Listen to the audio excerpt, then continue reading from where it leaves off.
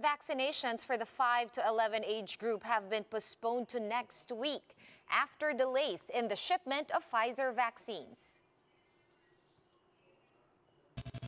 Some experts are calling for caution over the government's plan to ease into a COVID-19 endemic state. Let's get insights on whether the Philippines is indeed ready for a COVID endemic scenario. President Duterte is now under quarantine after being exposed to a COVID-positive household staff member.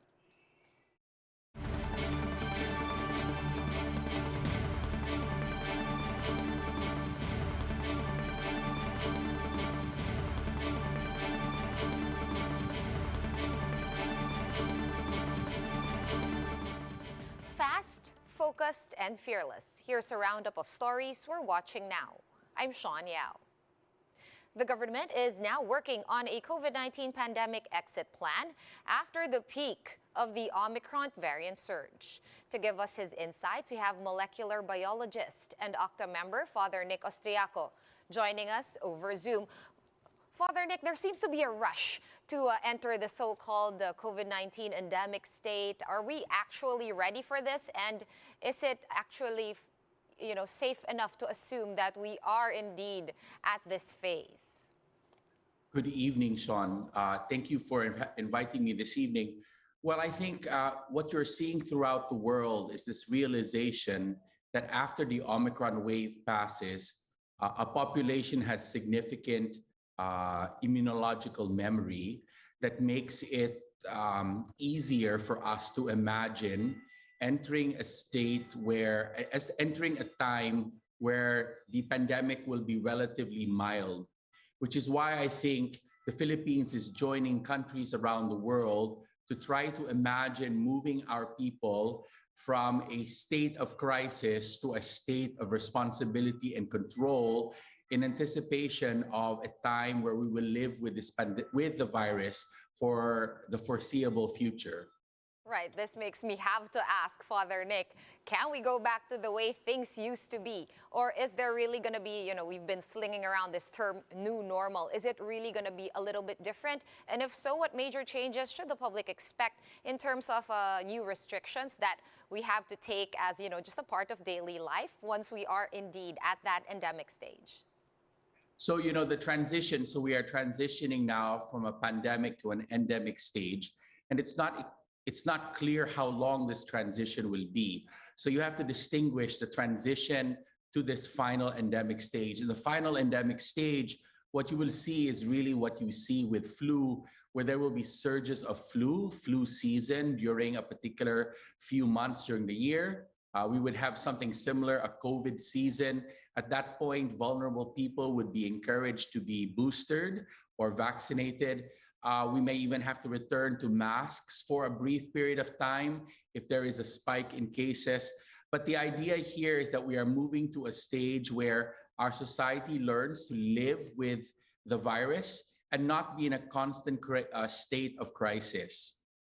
All right, Father Nick, there is another proposal, once, of course, we do hit the endemic stage, to completely scrap the alert level system altogether, at least in areas with high vaccination rates. Can this be possible, Father, to take apart the country piecemeal, or even the whole world if you step back? Do you agree that this is, I imagine that the alert system is going to be very similar to the typhoon signal system. The typhoon signal system is always there, but we don't really refer to it until we see a low pressure region or a possible typhoon enter the Philippine area of responsibility. So you can imagine a scenario where the alert system is there, but we simply do not talk about it until a variant of concern appears on the horizon and the Department of Health announces that there's a possible approach of a variant that would have to increase alert levels. So, we do not constantly live under typhoon alert level 0. And so I think this is the imagination, that the alert system will remain, but we're not constantly aware of it. All right, and if ever the government really does remove the alert level system, what other alternative warning schemes or metrics could be used? For example, if testing, for example, is a lot lower or the percentage of tests are lower, what then could we use as metrics? Well, I think just like when you see with other endemic diseases, the primary concern is not necessarily cases, but hospitalizations, manifestations of severe disease. So you can imagine that what we would be looking at in the future is we would be looking at the number of cases of COVID that are increasing in our hospitals. And again, I do not imagine that we have to invent a brand new alert system. I think the alert system suffices. We simply have to be able to live with it in the same way we live with the typhoon alert levels, with typhoon signals. When it's time, we will go into alert level 1. When there is a concern, a variant of concern. Outside a variant concern, we enter into regular daily life. All right, Father Nick, once upon a time you did say, not too long ago, that the Omicron variant might be the beginning of the end of the pandemic. So by the looks of it now, do you still stand by your original statement? Does this still ring true to you? Absolutely. And in fact, you can see that there is a growing consensus throughout the world that we have to shift to the end. And the kind of movements that we're seeing in terms of evolving these policies is precisely the signal that the beginning of the end is here. Again, this is a exit strategy. This is a map. It's not necessarily a timeline. It's about imagining how we will move to a point where we will be living with COVID in the way we live with measles and flu and many, many other viruses. Right. So that's, of course, the best case scenario, Father. But just what if there is another mutation? I mean, all virologists say this is just a matter of time, and this is the natural state of viruses and as well as other living organisms. Are you inclined to think, based, of course, on research and data, that the next, mutations or variants of concern could actually be weaker than the Omicron variant? Is there a chance that it could be a lot harsher, like more similar to Delta again? So I think what we see, we cannot promise anything in science, but what we can see is that yes, there will be future variants of concern, just like there are future variants of flu that appear. Some years they are more severe, some years they are milder. We can kind of see that. The question is whether or not there are variants of concern that will trigger the kind of crisis mode that we are in. This, of course, is controversial. There is science out there with mutational landscape analysis that suggests that this is going to be increasingly unlikely.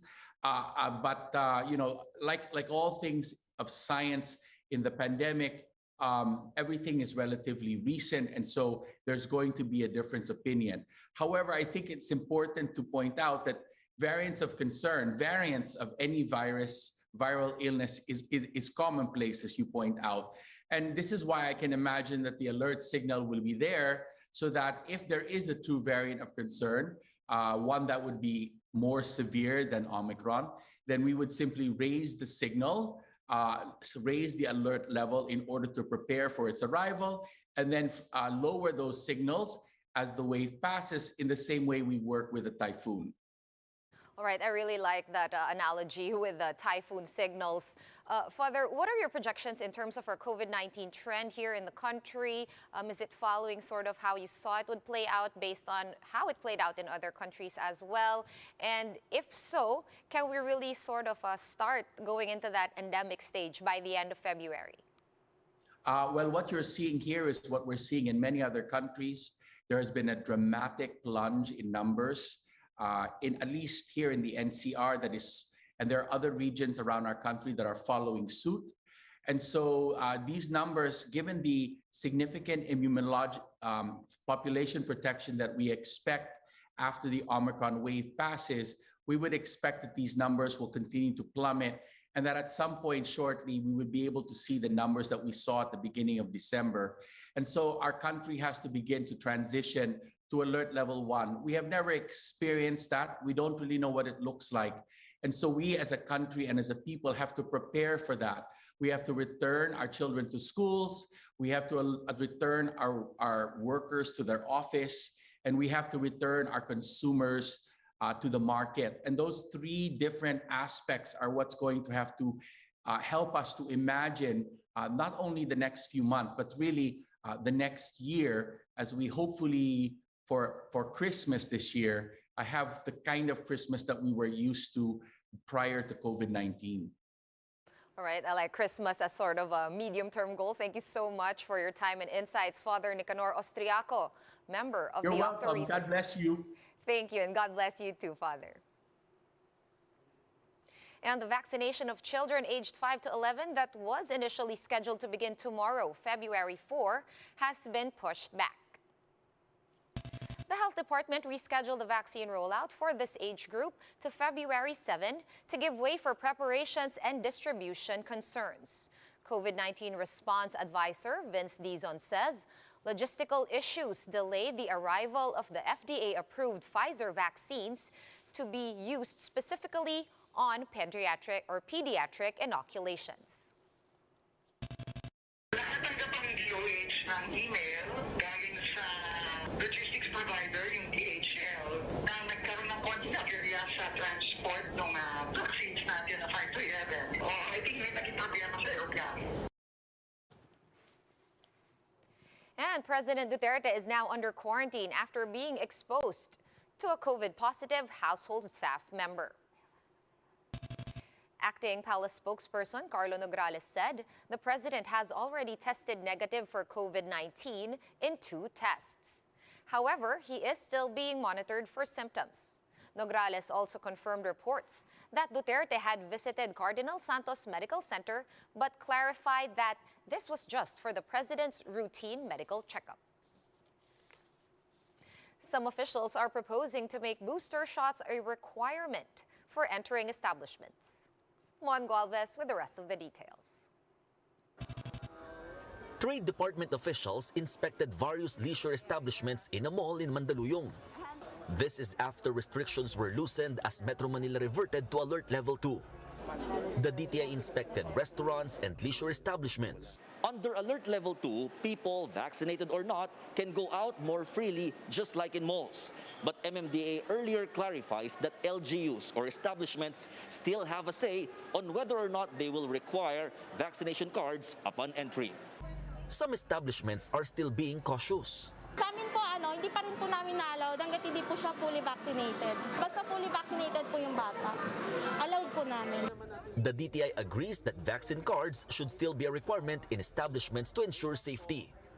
But while the issue and vaccine card requirement is still being debated, Presidential Advisor for Entrepreneurship Joey Concepcion recommends having booster shots as an additional requirement in establishments. To me, that should be a minimum health protocol, even without alert levels, because it will remind us to take our vaccination on a regular basis or our booster on a regular basis. But a labor group opposes this. Marami sa mga manggagawa ang first dose pa lang sa vaccines. Mas maraming mga manggagawa ang walang access sa booster shots. Employees and officials meanwhile are divided on the issue. Kailangan sir para hindi lang sa sarili mo, kasi para sa family mo din as well. Safety mo at para yung customer mo din, safe din sila. Parang ayoko pa kasi baka ma-overdose kasi tayo kasi nakadalawang turok tas additional na naman. Infectious disease specialist Edsel Salvania isn't keen on this proposal, noting that many Filipinos have yet to complete their primary doses. Marami pa rin namang hindi na bibigyan ng unang course nung vaccination, yung tinatawag natin na primary series. So I think na mahirap gawin yon kasi masyadong maraming tao ang hindi pa natin nabuboost. As of February 1, 7.5 million people have been jabbed with boosters, 2.1 million of which are from NCR. For News 5, Mon Galvez, we are One News.